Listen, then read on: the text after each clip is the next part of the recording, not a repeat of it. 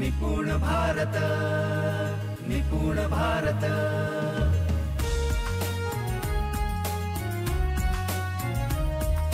निपुण भारत, निपुण भारत। नमस्कार मित्रांनो, आमच्या सुलभकांनी तुम्हाला जे आव्हान दिलं ते तुम्ही आता नुकतंच पूर्ण केलं असणार। काय आव्हान होतं? आंतरराष्ट्रीय शाळा म्हटली की तुमच्या डोक्यात काय विचार येतात त्याची तुम्ही यादी केली, आणि सोबतच आंतरराष्ट्रीय दर्जाचं शिक्षण म्हटलं की तुमच्या डोक्यात काय विचार येतात त्याची पण यादी तुम्ही केली। ह्या दोन्ही याद्या केल्यानंतर यांनी तुम्हाला काही प्रश्न विचारले असणार आणि त्या प्रश्नाची तुम्ही उत्तरं पण दिली असणार। काय लक्षात येतंय हे सगळं लिहिल्यानंतर, हे सगळं काम केल्यानंतर? कुठली यादी मोठी झाली, आंतरराष्ट्रीय शाळेची की आंतरराष्ट्रीय शिक्षणाची? कुठली यादी सोपी गेली? अर्थातच जी सोपी गेली तीच मोठी झाली। ज्या प्रश्नाचं उत्तर आपल्याला अधिक चांगलं लिहिता येते तेच आपण जास्त लिहू शकतो। याचाच अर्थ आम्हाला काय माहिती आहे, आंतरराष्ट्रीय दर्जाची शाळा की आंतरराष्ट्रीय दर्जाचं शिक्षण? अर्थातच आपल्याला आंतरराष्ट्रीय दर्जाची शाळा अधिक व्यवस्थित माहिती आहे। म्हणजे नेमकं आपल्याला काय माहिती आहे? तर आपल्याला भरपूर साऱ्या सुविधा तिथे काय असतात त्या माहिती आहेत। दोन्ही याद्या वाचल्यानंतर काय लक्षात येते? जसं तुमच्यापैकी 3-4 लोकांनी त्या याद्या पण वाचल्या असणार। काय लिहिले त्यामध्ये? काही लक्षात येतंय का? तर तुम्हा सगळ्या लोकांनी त्यामध्ये जे काही लिहिलंय ते सर्वच्या सर्व सुविधा, भौतिक सुविधा आणि साधनांविषयी खूप सारं लिहिलंय, बरोबर ना? पण आता आपण हे समजून घेऊयात की या दोन्हीमध्ये नेमका फरक आहे का काही, आणि असेल तर तो काय फरक आहे? आंतरराष्ट्रीय दर्जाची शाळा आणि आंतरराष्ट्रीय दर्जाचं शिक्षण दोन्ही गोष्टी एकच की वेगवेगळ्या? जर दोन्हीची यादी वेगवेगळी झाली असेल आणि सुलभकाने तर दोन्ही तुम्हाला वेगवेगळ्या लिहायला सांगितले असतील तर दोन्ही पण वेगळ्याच असणार ना। मग ह्या दोन्ही जर वेगवेगळ्या आहेत तर या दोन्हीमध्ये नेमका काय फरक आहे? तो फरक आपल्याला समजून घ्यावा लागेल। या दोन्हीमध्ये काय फरक आहे?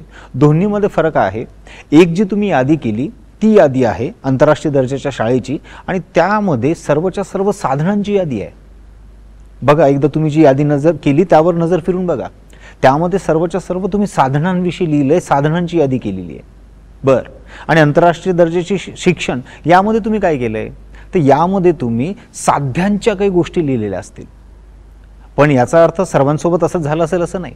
काही लोकांचं असंही होऊ शकते की त्यांनी दुसऱ्या यादीत पण साधनच लिहिलेत, ते पण आपल्याला बघावं लागेल। एकदा बघा त्या यादीमध्ये की चुकून आपण साधनं तर तिथे लिहिली नाही। मग साधनं म्हणजे काय? तर तुम्ही जे काही पहिले यादीत लिहिली ती वेगवेगळी साधनं आहेत। कोणी लिहिलं की अशी सुसज्ज इमारत पाहिजे, कोणी लिहिलं असणार अशा पद्धतीची संगणक लॅब पाहिजे, कोणी लिहिलं असणार अशा पद्धतीचं मैदान पाहिजे, कोणी हे पण लिहिलं असणार CBSE बोर्ड पाहिजे, कोणी हे पण लिहिलं असणार ICSE बोर्ड म्हणजे आंतरराष्ट्रीय दर्जाची शाळा। मित्रांनो, CBSE किंवा ICSE किंवा SSE हे जे बोर्ड आहेत ते माध्यम आहे की साध्य आहे? माध्यम आहे। मग ते माध्यम आणि साधनं याच विषयी आम्हाला जास्त माहिती आहे का? तुमच्यापैकी कोणी हे पण लिहिलं असणार आंतरराष्ट्रीय शाळेमध्ये इंग्रजी माध्यम। बघा, इंग्रजीच्या समोर काय लागलेले? माध्यम। तर ते साध्य केव्हाच नाहीये, ते एक माध्यम आहे शिकण्याचं। तर आपण जे काही आंतरराष्ट्रीय दर्जाची शाळा यामध्ये जी काही यादी केली ती सगळीच्या सगळी यादी साधनांची आहे, आणि म्हणून आपण ती यादी खूप मोठी करत गेलोय।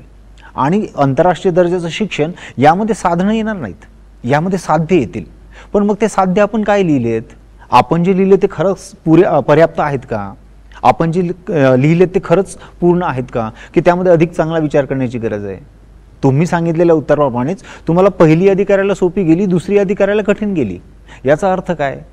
याचा अर्थ मित्रांनो एकच लागतो, आम्ही शिक्षण क्षेत्रात काम करतोय, आपण शिक्षक आहोत, अधिकारी आहोत, मुख्याध्यापक आहोत, आणि आपल्याला आंतरराष्ट्रीय दर्जाची शाळा किंवा आंतरराष्ट्रीय दर्जाचं शिक्षण या दोन्हीपैकी कुठली बाब अधिक माहिती आहे?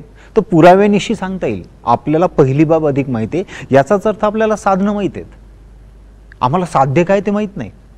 आणि त्या साधनं माहीत असून पण आम्ही स्वतःला असं समजतो की आम्हाला भरपूर साऱ्या गोष्टी माहीत आहेत। पण साधनं माहीत असल्याने आणि साध्य माहीत असल्याने उद्दिष्ट प्राप्तीमध्ये काही फरक येणार आहे का, की दोन्ही गोष्टी सारख्याच येणार आहेत?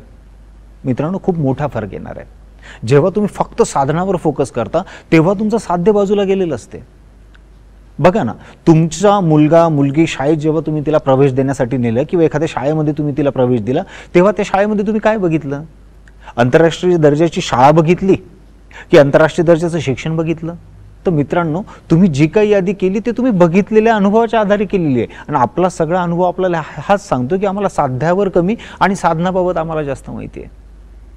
मग याचा प्रॉब्लेम असा होतोय की आपलं साध्यावर लक्ष केंद्रित न होता साधनावरच आपलं लक्ष केंद्रित होते, आणि जेव्हा आपलं लक्ष साधनावर केंद्रित होते तेव्हा प्रॉब्लेम काय होतो? तेव्हा प्रॉब्लेम हा होतो की तुमचं साध्य बाजूला राहते आणि तुम्ही फक्त साधनांच्या अपेक्षा करायला लागतात. मग शाळेत आपल्या सध्या काय दिसते? समजा आपल्या जिल्हा परिषद शाळेचं उदाहरण घेऊ. आपल्या शाळेमध्ये असं दिसतं की यार माझी तर खूप काम करण्याची इच्छा आहे, मला तर खूप काही करायचं आहे, पण प्रॉब्लेम असा आहे की माझी व्यवस्था मला साधनं उपलब्ध करून देत नाही. आम्हाला शाळा अशी पाहिजे तशी पाहिजे. पण आपल्याला हा मुद्दा लक्षात घ्यावा लागेल की जेव्हा तुम्ही फक्त साधनावर फोकस कराल तेव्हा तुम्हाला हवी तेवढी साधनं कधीच उपलब्ध नसतात किंवा परिपूर्ण साधनं कधीच उपलब्ध होऊ शकत नाहीत. समजून घ्या, अमेरिकेमध्ये जे काही शिक्षण व्यवस्थेमध्ये साधनं उपलब्ध असतील ते आपल्या शाळेमध्ये आपल्याला उपलब्ध करता येतील का? याचं उत्तर स्पष्ट नाही असं आहे. मग जर अमेरिकेच्या पातळीवर साधनं आपल्याला उपलब्ध करता येत नसतील तर मग आपल्याला परिणाम पण देता येणार नाहीत का? तर कदाचित आतापर्यंत आपण याचं उत्तर तेच देत आलो की आम्हाला सगळी साधनं पाहिजे आणि मग आम्हाला साध्य प्राप्त होणार आहे. याचा अर्थ मी तुम्हाला हे सांगतोय की साधनं महत्वाची नाहीत असं मला अजिबात मानायचं नाहीये. पण साधनच जर तुम्ही महत्वाची मानायला गेली तर साध्य होतेच असं नाही. पण जेव्हा तुम्ही साध्य फोकस करता, साध्य हे तुमचं अंतिम असते, तेव्हा तुम्हाला पर्याय उपलब्ध होतात. तो पर्याय कुठला? जेव्हा तुमचं साध्य ठरलेलं असते की ही गोष्ट मला मिळवायची आहे किंवा ही गोष्ट मला करायची आहे, तेव्हा तुम्ही ती उपलब्ध असणाऱ्या साधनातून करता.